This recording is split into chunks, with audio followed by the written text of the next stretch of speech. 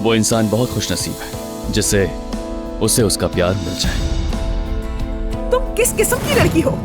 वो दोनों एक दूसरे को कजन समझते ही नहीं थे, सगे भाइयों की तरह रहते थे। मेहमत की शादी की तैयारियां चल रही थी और तुमने अचानक उमर को बीच में लाकर खड़ा कर दिया। फौरन अपनी गलती को सुधारो, मेहमत के पास वापस जाना होगा तुम्हें। मैं अपनी बीवी का हाथ कभी नहीं छोड़ूंगा। बीवी का?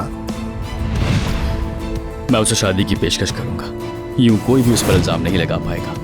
मैं और उमर कभी एक नहीं हो सकते, जुदाई ही हमारी तकदीर है, हमारे नसीब में मिलना नहीं है। कैसे तुमने उसके दिमाग में जहर भर दिया? बताओ मुझे, कैसे काबू पाया उस पर? तुम्हें जरा से भी शर्म नहीं आई?